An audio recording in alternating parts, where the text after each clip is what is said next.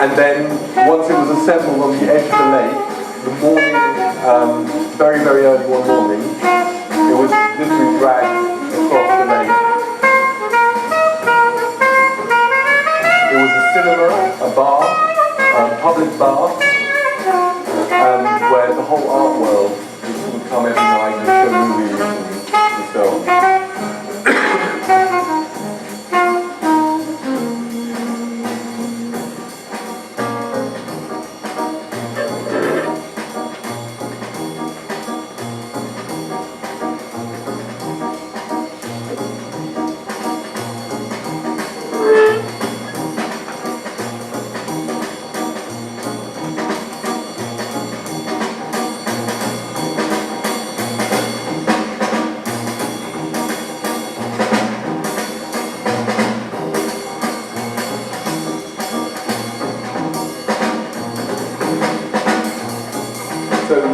Apparently, 200,000 people visit it in the summer. So it's incredibly popular, properly public space where the kind of art world and the rest of the city would meet. These are some of the movies that happened that were about Manifesto, some documentaries about the artworks. They start in the evening, and then the whole thing becomes a sort of much more kind of party space, art space.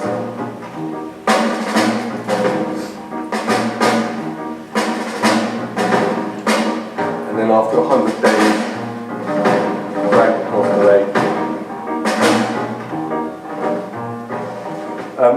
But that's quite a big lake, but not quite as big as this one. Part of the other side of our teaching is this making is one, and then the relationship between making and the territory. And for that, we use the survey as the main tool. And this is the first page of the Glasgow Atlas. We've done some in Germany, in Ireland, in Glasgow, and then most recently here in Lima. And these were really concerned with the post-industrial city, or at least the European post-industrial city. Glasgow used to be the biggest shipbuilding city in the world in the late 19th century. It was built for 1.2 million people. Now there are 500,000 people there. Absolutely extreme how industry has collapsed in Europe, in the UK, particularly in the north. So the Atlas is essentially a kind of compilation, is a measuring and imagining of what the city is. Here the first sheet is Glasgow as a kind of global city, Glasgow as the sort of the centre of empire. Glasgow as a kind of material city, so a series of drawings that show the evolution of the river from a natural form into a kind of engineered form, and the stone of the city that forms it. The infrastructure of the Industrial Revolution. On one side of the city is the 19th century, you could say, glory days, and then the sort of terrible 21st century development on the south side. But the most important thing are these two cylinders, which are in fact lift cores.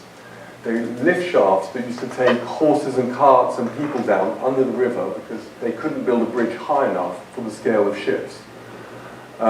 These things are all there in Glasgow. They all exist. They're incredible in their kind of power and confidence, but completely abandoned. And so the project is really about collecting them, like a form of archaeology, and then trying to see what you could remake with them, how you could reuse them. These are bridges which are now abandoned, and they're like the High Line, but sort of naturally.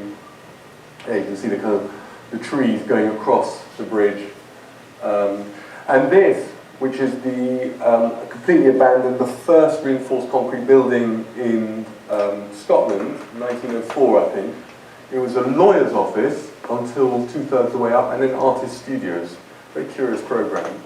The students made this very beautiful photograph, composed many photographs, and then a drawing to accompany it, which was just the reinforcement. So trying to imagine what the soul of this building is. And I think that from here I wanted to make a kind of jump to sort of more recent work, staying on the topic of cement. Here the 1970s concrete infrastructure of Glasgow. And going from sort of concrete infrastructure to concrete infrastructure, this is the first of the Pachacamac atlas that was done by our students and the students here. And this one is of the relationship between the sea, the coastline here, the big ships, the oil containers and the cement ships, and that whole infrastructure that goes right the way through to the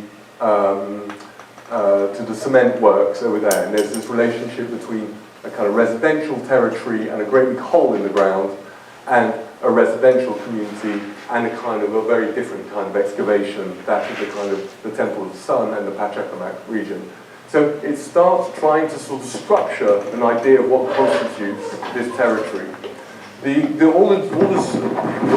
All the drawings are over in the studio, sort of three buildings away, and actually they're much better drawn, much better printed than projected.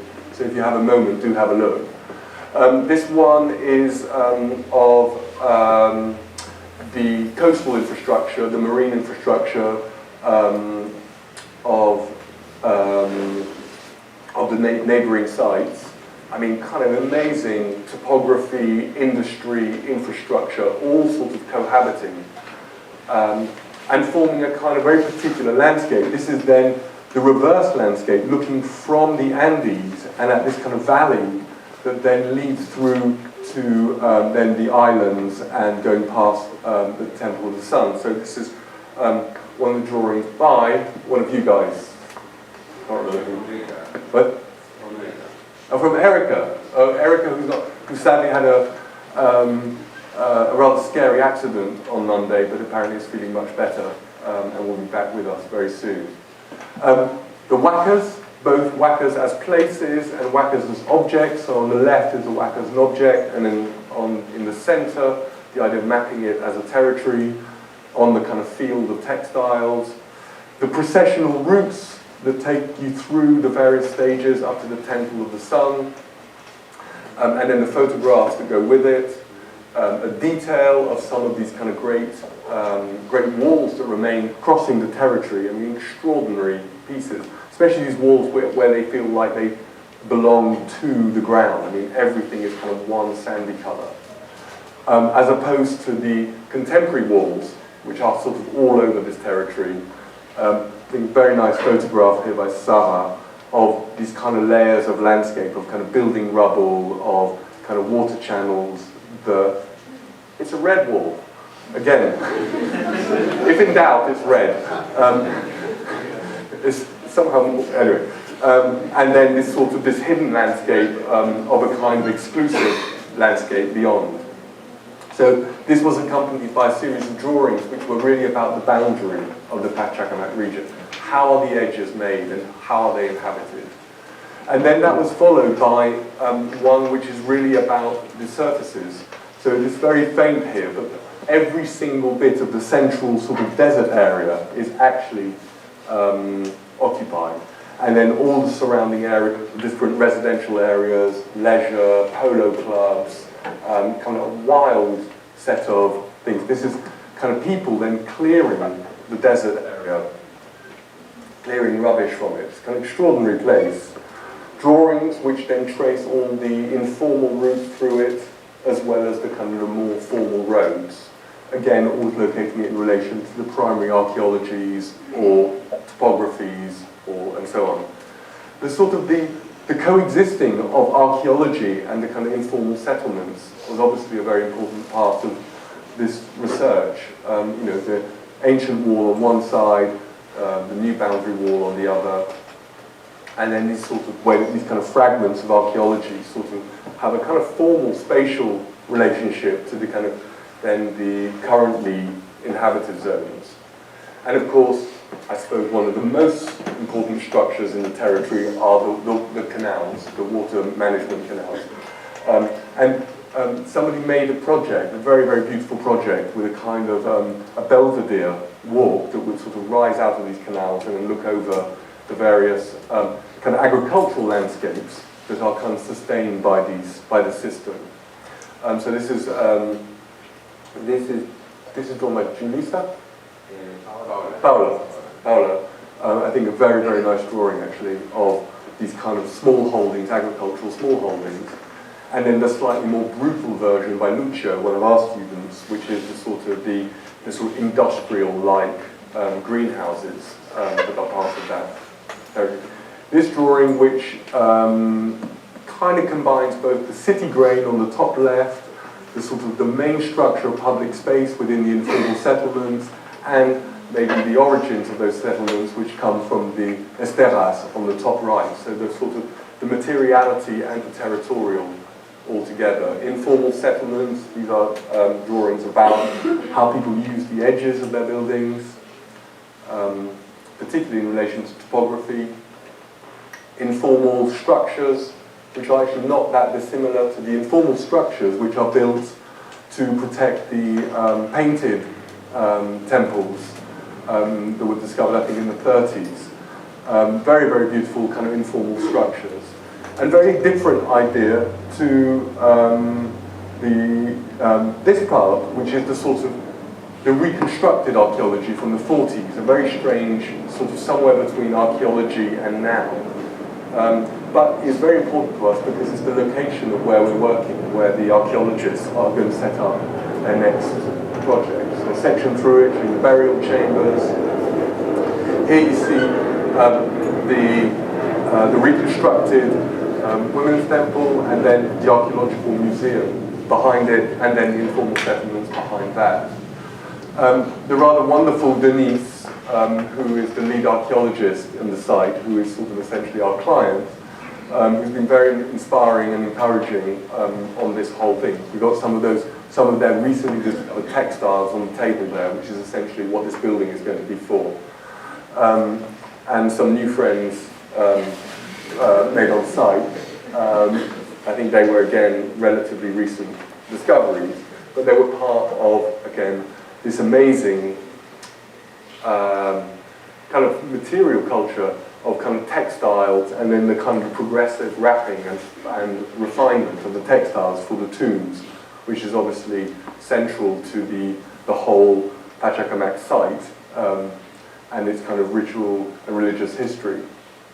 The fine textiles for burial versus the informal textiles, the informal weaving of the esteras in the kind of first settlements. This material, which it's probably unlikely that we use it, but is very prevalent all over the site. And then some of the first experiments that we've been making over the last few days, a column and a panel. Here they are working over, I think, Monday evening. Today, the structure that will form the cover for this new building for archaeologists. Denise, in the studio just a couple of days ago, reviewing some of the competition entries that everybody was doing. You can see that kind of the roof and the column that I just showed you. And then the project as a kind of territorial scale. It's not the final version, but it's the idea of really engaging with this kind of very sort of simple construction, but engaging with a wider spatial structure of the site. Is everybody on site earlier this week, or last week? Extraordinary landscape. Andrea, our structural engineer, showing us how it's done. Marking out of the building, this is actually this morning, the tent where we're going to be working, and then you can see in white there the first sketch of the foundation of the footprint of this building. The model, the working model, and then again from the atlas, one of the kind of landscape photos showing this thing in context. That sort of landscape garden-like character, which is quite rare in this landscape, which is quite barren, sort of takes us back to Glasgow. And then the project we're doing now at ETH, which is not a construction project, but we've switched then from doing pavilions, or temporary pavilions, to doing a garden project, where every cycle of students now adds to the previous cycle. So it's a project that goes on forever, almost like the opposite of the pavilion ones. Switzerland's very good at administration. Once they gave us a site, within a day, we had this boundary. That's ETH administration doing its thing. But then trying to find some sort of spatial structure within that boundary that might belong to us, rather than belong to this kind of fence. And in the end, the first intervention was a line of trees that made this kind of enclosure. And this is a project that goes on. It's been going for 3 years now. And every semester, a cycle of students has to add to what the previous cycle did, and is not allowed to take anything away. They also have to look after everything that happened before. So the project is just as much about care as it is about creating something new, looking after what happened before you. And I think that to me, is one of the central, I suppose one of the most important themes for the next generation of architects, is that they look after things better than perhaps previous generations have done. That it's not just about the new, it's about a kind of evolution. So, as I said, in this talk, there's lots of planting of trees, Swiss winter, everything goes down, the whole landscape sort of lies low, falls asleep, and then kind of comes up again in spring, our spring, which is right now. This structure, which is built as a sort of supporting structure for wisteria, eventually it will rot away and it will just be held in by the wisteria. And this idea of the kind of the renaturalization of a kind of landscape, which sort of, it goes, there's a couple of pictures of the first atlas that we did, which is a place called Forst in Germany. This is the center of the city. This is the picture, exactly the same picture in the 1940s, and it is this kind of post-industrial Europe in extremis. It's a city on the eastern border with Poland, and after the war, it's gone. So the statue at the center of town is still there. This is it in the 1940. The three girls and the bench on the left, the bridge on the right, the city on the other side of the river. The bench is there, the girls are not, and the city's not. It's amazing that that could happen in this day and age. It was the biggest textile center in Germany in the 19th century, and now it's almost gone. So we decided to make a record of it. This is some of the drawings, things like the spontaneous planting that happens in ruins, and then students started making projects around how that could be renewed, how you could make a kind of garden city out of these ruins. I suppose one of the sort of biggest celebrators of the ruin was the English architect John Soane, who was so interested in ruins that his competition entry for the Bank of England was painted as a ruin in 1830, and he won the competition too. It was built. And for him, the ruin, part of the kind of romantic imagination, was architecture at its most perfect. It was architecture and nature having kind of completely rebalanced themselves, having kind of thrown away all the sort of trappings of program, economics, and it's sort of the most perfect architecture. So we decided that we were quite interested when we were forced to remake a bit of Soane to see how that might play out today. And this is his own house in London. And at the back, in the red square, is his picture gallery.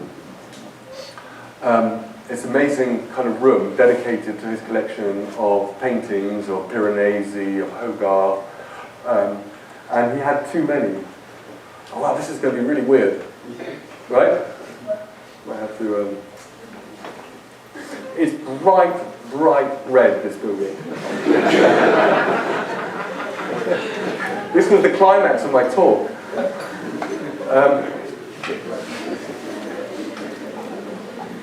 I am near the end.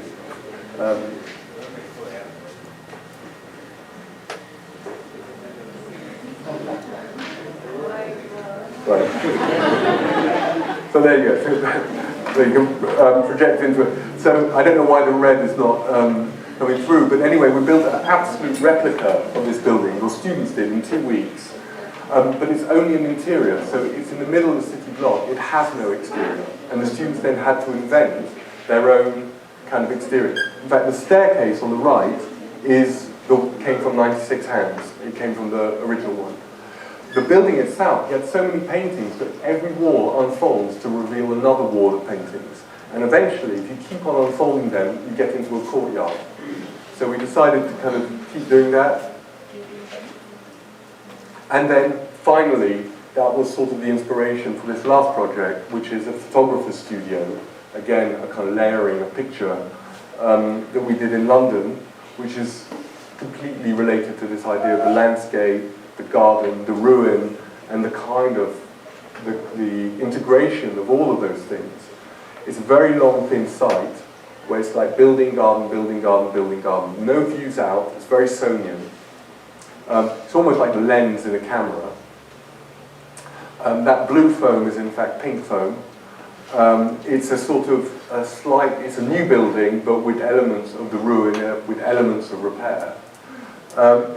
It's for a photographer called Jürgen Teller, who is fine art and fashion photographer, who basically takes photographs of people, portraits, and people in their kind of natural habitat. This is the artist David Hockney, with his own kind of landscape of ash. He's a kind of a famous smoker. His mother in the landscape, his daughter in the landscape, self-portrait on his 50th birthday. And then this was a project where he would somehow bring the whole world into it. The dark part of the model is an existing brick wall. Everything else is new. So it's 3 buildings, 3 gardens. All the light comes in from above. There are no outside views. Only on the front, at the right, is one window. There's the Soane Museum, which has a similar principle. No views out, light from the top, and the horizon is in the pictures. And so we sort of took a... you're not supposed to do this with architectural history, but anyway, it's a very long, thin site, actually. There, 70 meters long, 7 meters wide. Everything, again, in London is kind of clayey and sticky. It's the kind of the ground that makes the brick. And essentially, it's staff, archive, garden, studio, garden. It says meeting and library. It's actually dining room and library. But it goes from public to private, the deeper you go into it. And the landscapes are like ruined landscapes. So they're hard on the street, and then they sort of break away and become more and more wild. A bit like this photograph, which was a sort of starting point for the project. And all the gardens are just smashed up concrete. And we do get these sort of... It's interesting, when you don't have the red... Oh, yeah, you do have the fox, the red fox. It's all built in this very kind of informal, irregular way. And London is a pretty sloppy city. You know, apart from the very kind of high-end parts in the centre, it's a very approximate bricolage kind of smashed together thing. This is Jürgen on site. And he started using the project as a photography studio before it was a building. So even under construction, that is in fact an advert for Prada handbags. And he would carry on using it all the way through construction. And then the whole building is sort of built onto this kind of bricky ruin. Here is some of his work on the left in the book, and then on the right, on the construction. We found elements of the former buildings that we quite liked, like these bits of concrete structure that in the end ended up mapping right into the gardens. So it's like this sort of archaeology or ruin within. Looking out at the kind of the neighborhood, which is sort of social housing, light industry, and picking up on their kind of satellite dishes. So everything in this building is studio. There is no such thing. There is no white space. There is just environments, which is kind of defines his work. He took pictures of it being planted. These are some of his photographs. All of this is sort of part of his work. And then this kind of smashed up ground that forms. Now it's completely overgrown. You can't even see through the gardens. From the first building looking back, and then I'm just going to go from the street on the right-hand side to the back on the left.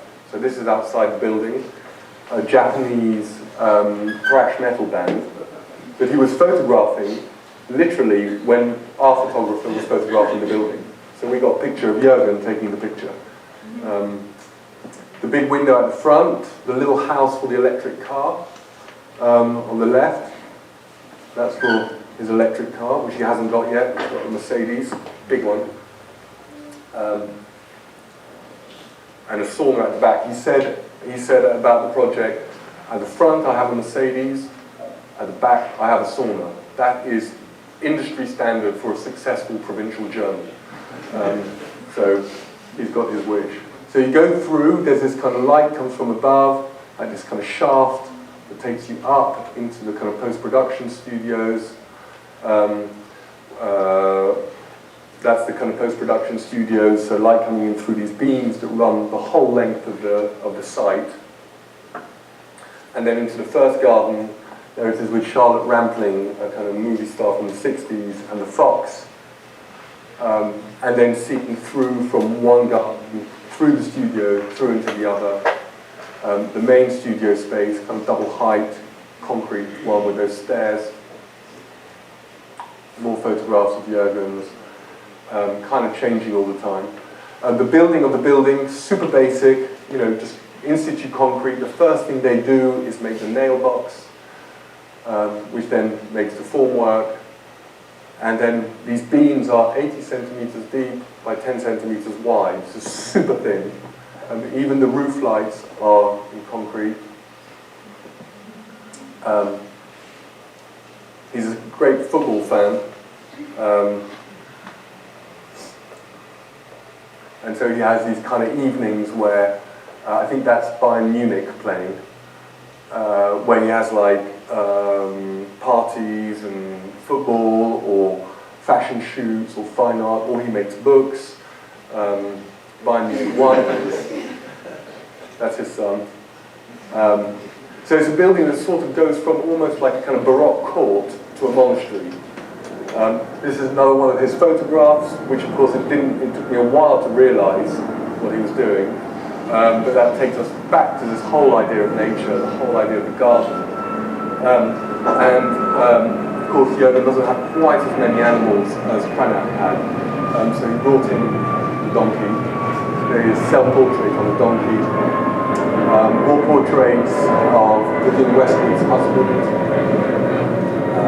Some of the details, it's basically all block work and concrete except for the metal work, which is made of brass. Dinosaurs. This is in kind of bookmaking mode, and then the animal, the fox, and the person are kind of reconciled. The final garden, I'll go quickly through it. There it is, kind of becoming more and more of a jungle. And then the final building, which is the dining room and the library.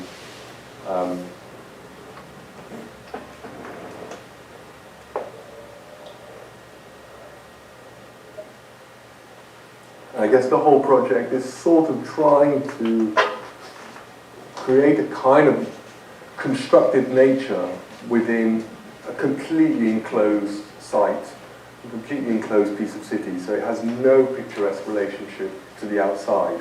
It's an entirely internal one.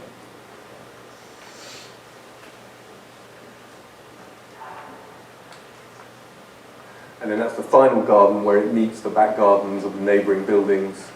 And then there you can see the tetrapanix plant sort of starting to take over, sort of like prehistoric kind of plant, which is the same tetrapanix plant that was in the very first yard I showed you at the beginning of the talk, which is here, which is our studio, where I guess we sort of go full circle. It started there, now it's sort of become this sort of constructed nature, which also has a sort of, not just a kind of natural quality, but a kind of archaeological one. This is it growing over the kind of last few years. Now it's sort of almost ruin-like this year. But when we did it, we found some archaeology. We made a hole in the ground that sort of disappeared. And we found a whole bunch of vaults below the building, which we emptied out. They were completely full. So it's a kind of 18th century archaeology rather than really ancient. And in it we found a bottle of poison. I don't know if you can read that. It says poison on the bottom, 19th century poison, 18th century ceramics, a huge oyster shell about that big, which was the fast food of the 19th century, and a photograph on the back that says Claude Williams, who is one of the founders of the band Massive Attack. And I suppose what the talk is about is I don't know how these objects are related. In the same way that in archaeology, we don't always know how the objects are related. But it is in working it out that we can find some sort of trajectory through the architecture. So I guess to end with is really saying that the architecture is a form of nature. It is really about just creating a kind of shelter, a kind of managing of that natural environment, in order that we might be nearly as happy as these two natural creatures in their own habitat. Thank you very much.